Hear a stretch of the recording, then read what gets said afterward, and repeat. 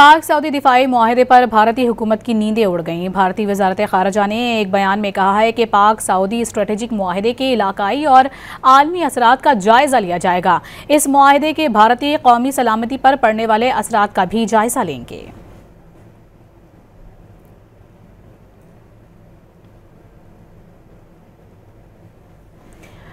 इसी मुआहिदे पर बात करने के लिए हमने राब्ता किया है। साबिक सफीर मसूद खान साहब हमारे साथ मौजूद हैं। बहुत शुक्रिया मसूद साहब। भारत इस मुआहिदे को कैसे देख रहा है? आप क्या समझते हैं, क्या भारत अब भी पाकिस्तान के खिलाफ किसी मुहिम जोई का सोचेगा, या अगरचे ऐसी सूरत हाल बनी तो भारत में तकरीबन 70 अरब डॉलर की सऊदी अरब की सरमायाकारी हो चुकी है, उसका क्या मुस्तकबिल होगा? पाकिस्तान के लिए बहुत बड़ी कामयाबी है और एक स्ट्रेटेजिक फतह है मार्का हक के बाद। और मैं समझता हूँ कि हिंदुस्तान अब जरूरत नहीं करेगा, क्योंकि आपको याद होगा कि मार्का हक साहब आप सुन पा रहे हैं मुझे? जी, मैं तो सुन पा रहा हूँ। आपको मेरी आवाज आ रही है?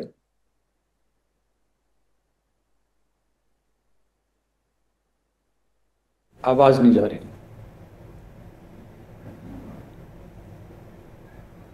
जी सर, कंटिन्यू कीजिएगा प्लीज।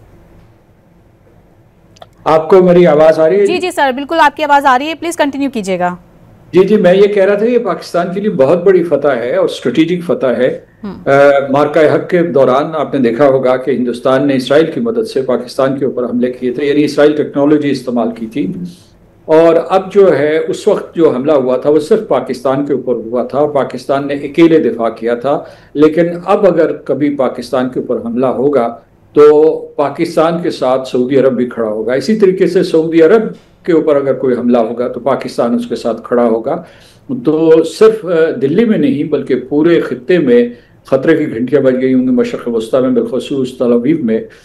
और देखना यह है कि इसे वाशिंगटन किस तरीके से कबूल करता है, क्योंकि सऊदी अरब के भी वाशिंगटन के साथ बहुत करीबी ताल्लुकात हैं और पाकिस्तान के भी। और पाकिस्तान और वाशिंगटन के अभी जो पाकिस्तान और अमेरिका के हाल ही में ताल्लुकात में बहुत बेहतरी आई है। हिंदुस्तान पहले उस वजह से परेशान था, अब जो है पाकिस्तान का ये कदम, ये कामयाबी जो है उसके लिए बायस तशवीश हो।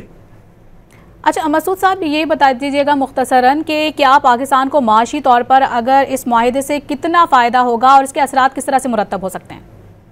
मैं समझता हूँ कि इससे मुदाफ़ियत मजबूत हुई है और भारत किसी भी सूरत में अब जो है कई मरतबा सोचेगा जिस किस्म की उसने जारियत मई में की थी वैसे दोबारा नहीं कर सकेगा। बिल्कुल, इस तरह की जारियत पहले भारत ने की थी और भारत की नींदें उड़ती हुई नजर भी आ रही हैं इस तमाम तर सूरत हाल में। अच्छा सर, ये भी बता दीजिएगा कि इस मुआहिदे की आलमी और इलाकाई असरात का जायजा लेने का कहा जा रहा है भारत की जानिब से, इस पर क्या कहेंगे आप? देखिए, मैं समझता हूँ कि भारत की हर चाल नाकाम हुई है और हमें सिर्फ जो है इसे भारत के नुक्ता नज़र से नहीं देखना चाहिए। ये मुआहिदा जो है, मैं समझता हूँ कि इसके और भी बहुत से रिपरकशंस हैं, ख़ासतौर से खलीजी रियासतों के ऊपर। खलीजी रियासतों का कोई मुल्क महाफिज नहीं था, उनका जो कायद है वो सऊदी अरब है। अगरचे खलीजी रियासतें एक दूसरे को हम पल्ला समझते हैं, तो ये समझिए कि शुरुआत है एक एतबार से। तो खलीजी रियासतें खुद एक ब्लॉक हैं, लेकिन उस ब्लॉक के अहम तरीन मुल्क के साथ पाकिस्तान के ताल्लुकात हुए, तो हम मशरक़ की तरफ भी देखेंगे और मगरब की तरफ भी देखेंगे। और हो सकता है आने वाले सालों में इसमें दूसरे ममालिक भी शामिल हो जाए, इस मुआहिदे में पाकिस्तान मज़ीद महफूज हो जाए।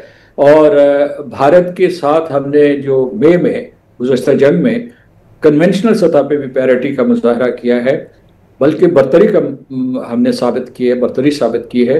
और अब जो ये हुआ है, पाकिस्तान के ये फ्लैंक्स मजबूत हो गए हैं। इसके साथ साथ जब हमारा म्यूचुअल डिफेंस एग्रीमेंट हुआ है तो उसके साथ साथ ये होगा कि इसके पाकिस्तान की मईशत के ऊपर भी बहुत अच्छे असरात मुरतब होंगे। बिल्कुल, पाकिस्तान और सऊदी अरब के दरमियान एक दूसरे के दरमियान जो ये मुआहिदे हुए हैं, इसके बाद खित्ते में पाकिस्तान के बढ़ते हुए असर रसूख से आलमी सियासत का धारा ही बदला और ख़ास तौर पर हमारे दुश्मन मुल्क भारत की नींदें उड़ गई हैं। इसी पर गुफ्तगू कर रहे थे साबिक सफ़ीर मसूद खान साहब हमारे साथ मौजूद थे। शुक्रिया आपका।